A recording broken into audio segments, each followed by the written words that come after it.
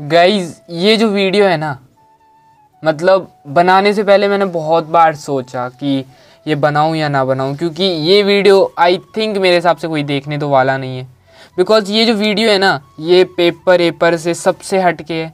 मतलब ये मेरे खुद के पर्सनली मेरे खुद का एक्सपीरियंस से लास्ट ईयर्स के पेपर्स उठा कर ये क्वेश्चंस रेडी किए गए थे मेरे अकॉर्डिंग। लेकिन अब सभी के कमेंट्स आए कि भैया real paper and then all of ये जो चल रहा है यूट्यूब पर, एंड मुझे भी वही करना पड़ा सेम, क्योंकि जो चल रहा होता है वही अपन को करना पड़ता है ना।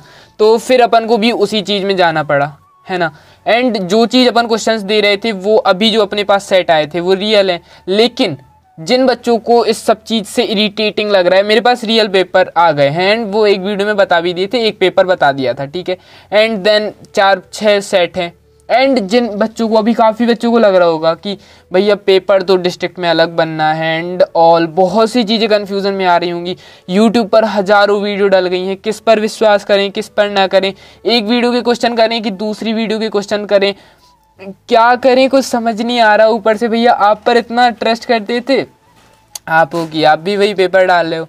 तो यार देखो, जब रियल पेपर आता है एंड देन वो चीज़ तो डालनी पड़ती है। एंड हमारे पास अभी भी रियल पेपर्स रखे हुए हैं, लेकिन परमिशंस होनी भी चाहिए, है ना। लेकिन ये है कि आपको एक दिन पहले रियल पेपर दे दिया जाएगा एंड देन फर्स्ट पेपर हो जाए, उसके बाद अपन को पता चल जाएगा कि ये पेपर वगैरह कैसे कुछ आ रहे हैं, ये पेपर जो हमारे पास आए हैं, ये जो रखे हैं, ये रियल हैं या फिर कैसे कुछ हैं, ठीक है।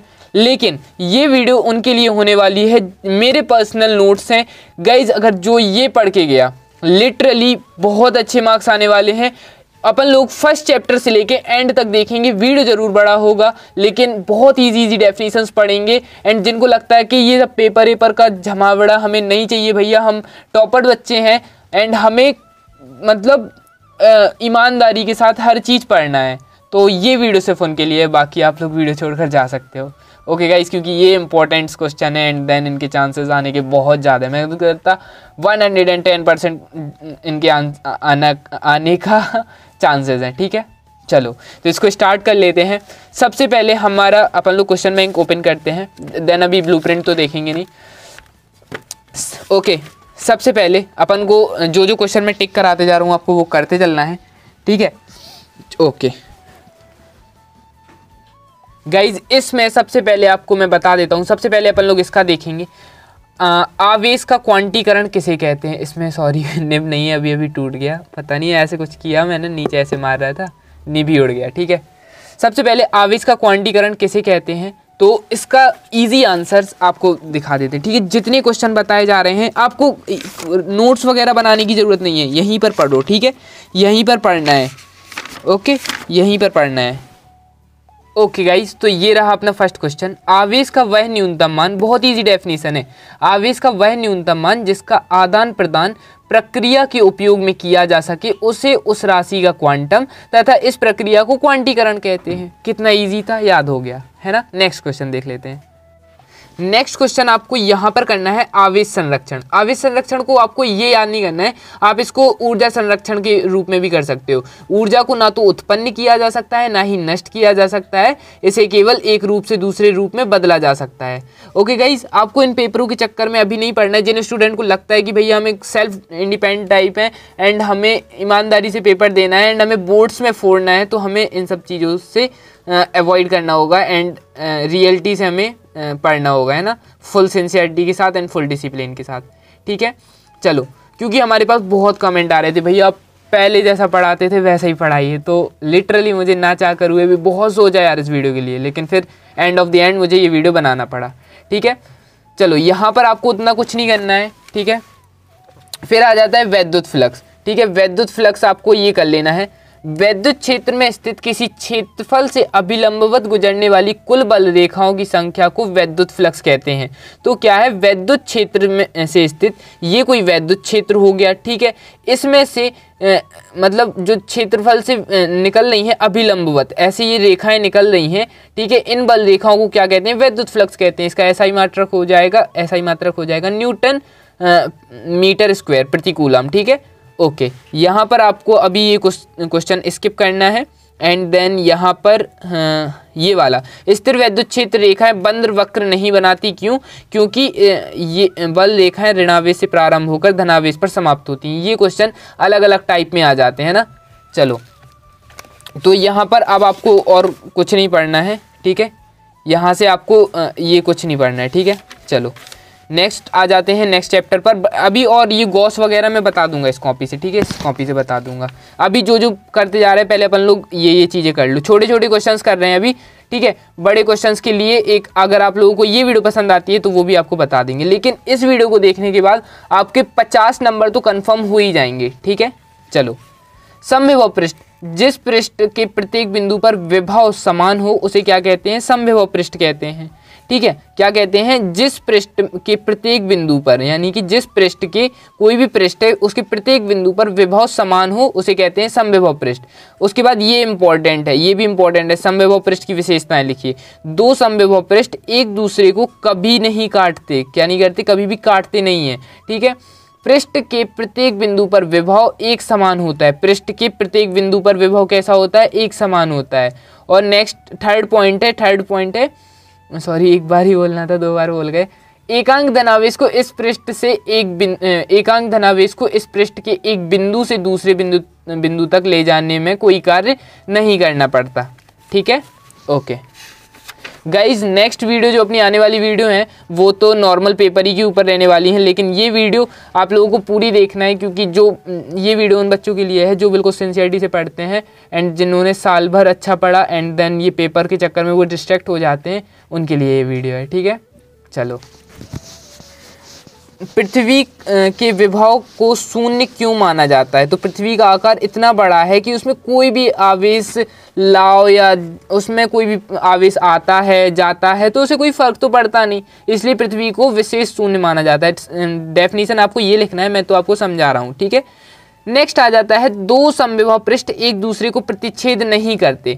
तो ऐसा इसलिए होता है क्योंकि विद्युत बल रेखाएं समविभव पृष्ठ के लंबवत होती हैं। यदि दो समविभव पृष्ठ एक दूसरे को काटते हैं तो काटन बिंदु पर दो दिशाएं होती हैं जो संभव हैं, वो जो संभव नहीं है, ठीक है। इसलिए इनको बोलते हैं, ये प्रतिच्छेद नहीं करती समविभव पृष्ठ एक दूसरे को। अब यहाँ पर आपको कुछ नहीं पढ़ना है, ये क्वेश्चन इंपॉर्टेंट है, ठीक है। संधारित्र के दोनों प्लेटों के बीच परावैद्युत माध्यम रखने पर उसकी धारिता क्यों बढ़ जाती है? तो संधारित्र की धारिता प्लेटों के बीच उपस्थिति माध्यम पर निर्भर करती है। क्या करती है? संधारित्र की धारिता प्लेटों के बीच उपस्थित माध्यम पर निर्भर करती है, इसलिए प्लेटों के बीच परावैद्युत माध्यम होने पर धारिता बढ़ जाती है। तो आपको क्या चीज़ याद रखनी है कि संधारित्र की धारिता, ये याद रख लेना, संधारित्र की धारिता ये याद रहेगा, ठीक है। संधारित्र की धारिता प्लेटों के बीच उपस्थित माध्यम पर निर्भर करती है। तो प्लेटों के बीच उपस्थित माध्यम पर निर्भर करती है। क्या याद रखना है? प्लेटों के बीच उपस्थित माध्यम पर निर्भर करती है, ये चीज़ याद रखना है, ठीक है। चलो, यहाँ पर और आपको नहीं पढ़ना है, ठीक है। हाँ, ये चीज़ विभव वाला, ये वाला भी इम्पोर्टेंट नहीं है। हाँ, ये वाला है समविभव पृष्ठ किसे कहते हैं, इसकी 4 विशेषताएं लिखिए। तो अपन लोग ने ये वाला क्वेश्चन कर लिया था समविभव पृष्ठ, तो इसी में आ जाएगा, ठीक है। इन दोनों में आ जाएगा, ये वाला, ठीक है। चलो, बस यहाँ पर भी अपना क्लियर हो गया। एंड देन आप पे ये तो बनता ही होगा ना, नहीं ये भी इम्पोर्टेंट नहीं उतना भी उस हिसाब से, ठीक है। व्हीट स्टोन सेतु है ना, वो इम्पोर्टेंट है, लेकिन अभी आपको जो करा रहे हैं ये क्वेश्चन हर बार आएगा, ये फाइनल में भी रखा मिलने वाला है, लिख लो 2023, ठीक है। मोटर गाड़ी को स्टार्ट करने पर उसकी हेडलाइट कुछ मंद क्यों हो जाती है? तो मोटर गाड़ी को स्टार्ट करने पर स्टार्टर गाड़ी की बैटरी से उच्च धारा लेता है, अतः बैटरी के विभव में पतन IR के बढ़ने से बैटरी की प्लेटों के बीच विभवांतर काफ़ी गिर जाता है, जिससे हेडलाइट कुछ मंद हो जाती हैं। यानी कि जब अपन लोग कोई भी एनर्जी, जैसे अगर अपन लोग एनर्जी लगनी है वो अपन लोग स्टार्टर में लगाएंगे तो वैसे बैटरी पर लोड पड़ेगा, जिस कारण से लाइटें डिम हो जाती है ना। अब जैसे आप लोगों से कहेंगे कि कुछ भी करो, जैसे एक हाथ से वो आपसे जैसे कुछ भी कहें कि एक हाथ से बॉल फेंको, फिर दूसरे एक से फेंको, आप एक से तो फेंकते रहोगे, जब दूसरे से फेंकोगे तो दोनों हाथ स्लो बॉल को फेंकेंगे, है ना। वैसे ही कुछ समझो, मैं एग्जांपल ऐसे ही दे दिया उल्टा सीधा, ठीक है। मेन एग्जांपल तो वैसे भी है ही एक, ठीक है, लेकिन वो कह रहा हूँ ये उसमें कह रहा है कि जब आप एक आपका फोर्स एनर्जी जो आपकी एक जगह लग रही है तो दूसरी जगह थोड़ा सा डाउन हो जाएगी, कॉमन चीज़ है ना। चलो हाँ, ये वाला क्वेश्चन ये भी कंफर्म बहुत इंपॉर्टेंट है। ओम का नियम लिखिए। इस नियम के अनुसार यदि चालक भौतिक अवस्था या ताप दाब में कोई परिवर्तन ना हो तो उसके सिरों पर लगाए विभवांतर तथा बहने वाली धारा के अनुपात नियत होता है। याद हुआ? बहुत ईजी क्वेश्चन है यार, बहुत ईजी। ठीक है, एंड यहाँ पर अब आपको इससे कोई भी इम्पोर्टेंट क्वेश्चन नहीं है। ये दोनों क्वेश्चन 100% रखे मिलने वाले हैं। ठीक है, चलो यहाँ पर किरचॉफ वाला क्वेश्चन कर लेना यार। किरचॉफ वाला तो बहुत इंपॉर्टेंट है, आपको हर बार जितने बार भी मैं बताऊँ उतने बार भी कम है। किरचॉफ वाला क्वेश्चन बहुत ज़्यादा इंपॉर्टेंट है। ठीक है, and I think hope so आपने कर भी लिया हो, है ना, क्योंकि ये क्वेश्चन मैं इतने बार भी बता चुका हूँ, अभी भी वही निकाल रहा हूँ कि आप लोगों को फिर से बता दूँ। ये वाला क्वेश्चन है ना, चलो ये तो अभी यहाँ पर मिल ही नहीं रहा। ठीक है, किरचॉफ हो गया, व्हीटस्टोन हो गया। इस चैप्टर से ये दोनों बस करने की ज़रूरत है आपको। ठीक है, ये देख लो आप लोग, किरचॉफ है, व्हीटस्टोन है। ठीक है, यहाँ पर आपको दोनों के डायग्राम यहाँ पर दिखा देते हैं। ये रहे, इसमें दोनों ही रहे। ठीक है, ये रहे। सबसे पहले तो किरचॉफ है, इसका प्रथम नियम। ठीक है, ये रहा प्रथम नियम। इसमें अपन को क्या याद रखना है कि I1 I4 धारा क्या कर रही हैं, अंदर जा रही हैं, बाकी I2 I3 I5 बाहर जा रही हैं। वही चीज़ अपन को यहाँ पर लिख देनी है। ठीक है, नंबर मिल जाएंगे। ठीक है, ओके। एंड इसके बाद आ जाते हैं अपन लोग किरचॉफ के द्वितीय नियम पर। तो द्वितीय नियम ये कंप्लीट होता है, फिर इसके बाद ये वाला रहता है, नॉर्मल सा है, इजी है। ठीक है, चलो इस चैप्टर से बाकी आपको कुछ नहीं पढ़ना है उतना खास। फिर आपको इसमें यहाँ पर ताप बढ़ाने, हाँ ये वाला है गाइस, ये वाला क्वेश्चन रहा अभी इस सेट में कॉमन था। जो भी हमने एक सेट अभी मैं देख ही रहा था, सेट CD जो भी था शायद तक, उसमें ये क्वेश्चन था आई थिंक 7th नंबर पर। ताप बढ़ाने पर किसी पदार्थ की प्रतिरोधकता क्यों बढ़ जाती है? तो ताप बढ़ाने पर पदार्थ में उपस्थित स्वतंत्र इलेक्ट्रॉनों की धनायनों से प्रति सेकंड टक्करों की संख्या बढ़ जाती है। ठीक है, ताप बढ़ाने पर पदार्थ में उपस्थित स्वतंत्र इलेक्ट्रॉनों की धनायनों से प्रति सेकंड टक्करों की संख्या बढ़ जाती है। ओके, ताप बढ़ाने पर किसी पदार्थ की प्रतिरोधकता क्यों बढ़ जाती है? तो ये इसका आंसर रहा। ओके, चलो इसके बाद आपको यहाँ से उतना कुछ खास नहीं पढ़ना है। एंड ये वाला क्वेश्चन, प्रतिरोध और प्रतिरोधकता। किसी चालक का प्रतिरोध उसकी लंबाई तथा अनुप्रस्थ काट के क्षेत्रफल पर निर्भर करता है, और प्रतिरोधकता किसी चालक का विद्युत प्रतिरोध उसकी लंबाई तथा अनुप्रस्थ काट के क्षेत्रफल पर निर्भर नहीं करता। ये करता है एंड ये नहीं करता। इसमें धातुओं का प्रतिरोध ताप बढ़ाने पर बढ़ता है, धातुओं का प्रतिरोध ताप बढ़ाने पर बढ़ता है, और धातुओं का विशिष्ट प्रतिरोध ताप बढ़ाने पर बढ़ता है। ठीक है, ये ताप बढ़ाने पर बढ़ता है, और ये धातुओं का विशिष्ट प्रतिरोध ताप बढ़ाने पर बढ़ता है। इसमें क्या होता है, चेंजेस धातुओं का विशिष्ट प्रतिरोध। ठीक है, इसका मात्रक ओम है और इसका मात्रक हो जाएगा ओम मीटर। ठीक है, चलो इसके बाद आपको यहाँ पर और कुछ नहीं करना है। ठीक है, ये वाला सेल का आंतरिक प्रतिरोध किसे कहते हैं? ठीक है, बहुत इजी है यार, मतलब सेल के अंदर उपस्थित विद्युत अपघट्ट के द्वारा धारा के मार्ग में उत्पन्न किए गए अवरोध को सेल का आंतरिक प्रतिरोध कहते हैं। ठीक है, चलो इसके बाद ये कर लेना, विद्युत वाहक बल और विभवांतर। आई होप सो ये लिखे हैं आपके। ठीक है, एंड मैंने करवाए भी हैं, तो इसमें ज़्यादा प्रॉब्लम तो जाने नहीं वाली। ठीक है, एंड इसके बाद आ जाते हैं अपन लोग गतिमान आवेश एवं चुंबकत्व। यहाँ पर आपको मैनुअली कौन कौन से करने क्वेश्चन है। एम्पियर का परिपथीय नियम। ठीक है, इस नियम के अनुसार चुंबकीय क्षेत्र B एक बंद वक्र C के अनुदिश रेखीय समाकलन वक्र द्वारा परिवर्तित कुल धारा I का U0 गुना होता है। अर्थात ये वाला सूत्र लिख देना, आप लोग कर दोगे। ठीक है, उसके बाद आपको इसमें से क्वेश्चन कर लेना है अमीटर और वोल्ट मीटर, 2 पॉइंट कर लेने हैं। एंड इसके बाद यहाँ पर और कुछ नहीं करना है। ठीक है, और संट क्या है तो आपको याद रख लेना है, संट एक धारा मापी का ये तार है। ठीक है, संट वाला क्वेश्चन भी कर लेना, ये रहा इतना। ठीक है, चलो उसके बाद चुंबकीय बल और विद्युत बल। ठीक है, ये वाला क्वेश्चन भी कर लेना, चुंबकीय बल और विद्युत बल। ठीक है, क्या कर लो, ये चुंबकीय बल और विद्युत बल वाला। ठीक है, चलो इसके बाद आपको ये बायो-सैवर्ट का नियम 100% रखा मिलने वाला है, बायो-सैवर्ट का नियम। ओके गाइस, तो बायो-सैवर्ट का नियम कर लेना। एंड इसके बाद आता है ये फिफ्थ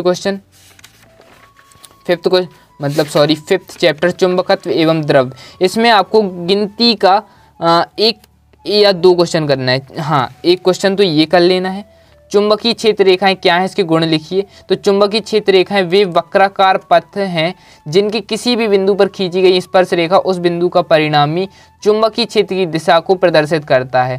और इसके बाद इसके वो लिखना है अपन को कि ये 24वें पेज नंबर पर है। तो 24वें पेज नंबर पर देख लेते हैं। 24वें पेज नंबर पर लघु त्रिका, ठीक है।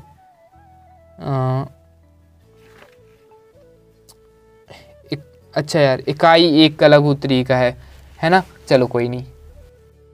ओके गाइस, तो आपको इधर से बस यही वाला क्वेश्चन करने की ज़रूरत है। तो आपको ये यहाँ पर मिल जाएगा, नॉर्मल सी बात है, ठीक है। इसके बाद आ जाते हैं अपन लोग नेक्स्ट चैप्टर यानी कि विद्युत चुंबकीय प्रेरण। आपको यहाँ पर ये वाला क्वेश्चन अच्छे से कर लेना है। लेंज का नियम संबंधित है, लेंज का नियम किससे संबंधित है, ये वाला क्वेश्चन कर लेना है। एंड इसके बाद आपको इधर पर विद्युत चुंबकीय प्रेरण किसे कहते हैं, ये वाला कर लेना है। जब एक चुंबक व कुंडली के बीच अपेक्षिक गति होती है तो कुंडली एक विद्युत द्विध्रुव वाहक बल उत्पन्न करती है।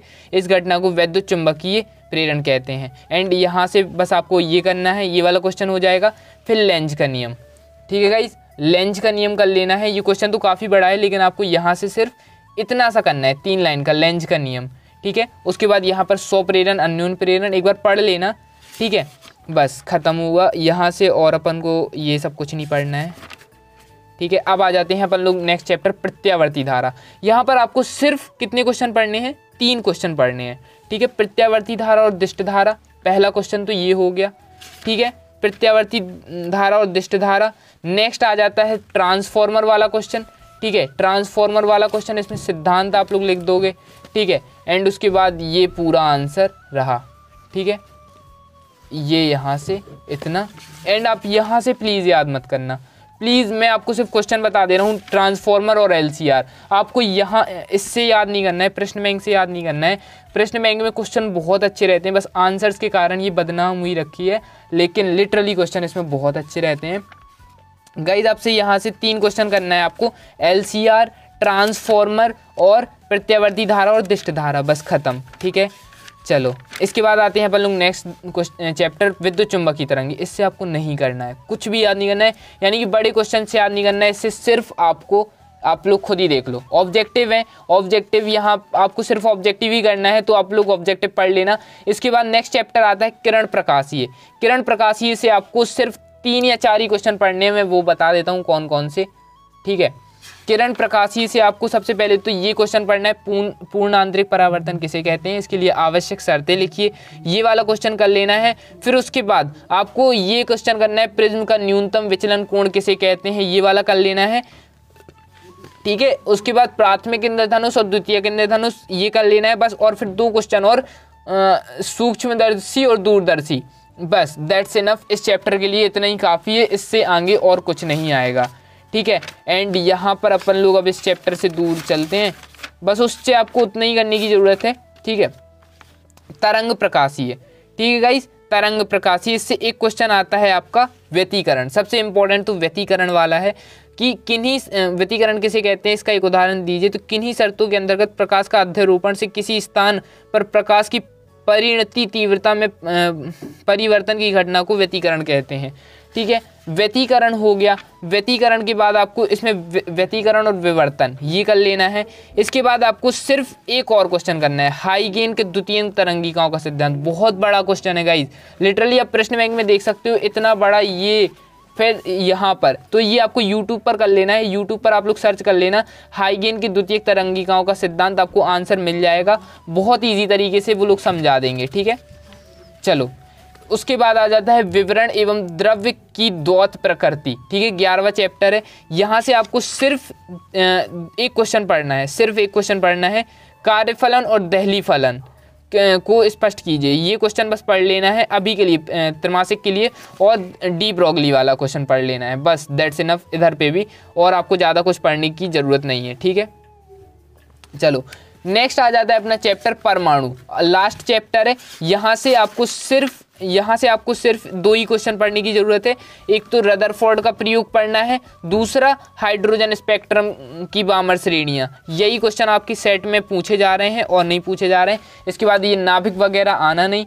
लिटरली गाइज ये क्वेश्चन अगर आप लोग कर लोगे तो 50+ नंबर लाओगे। एंड देन आप लोग पूछोगे भैया ये दोनों कॉपी अब किस लिए रखी हैं, तो ये दोनों कॉपी तो गाइज आपके कोर्स की हैं, मतलब फिजिक्स का पूरा कोर्स जो ऑफलाइन चलता है, मतलब ये ऑनलाइन नहीं है, ऑफलाइन के स्टूडेंट्स के लिए है।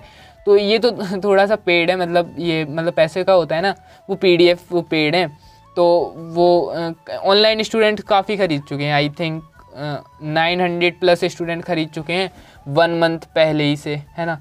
अगर लेना हो तो बता देना, आप मुझे कांटेक्ट कर लेना इंस्टा पर या व्हाट्सएप टेली पर, तो जैसा अगर आपको सही लगे, ठीक है।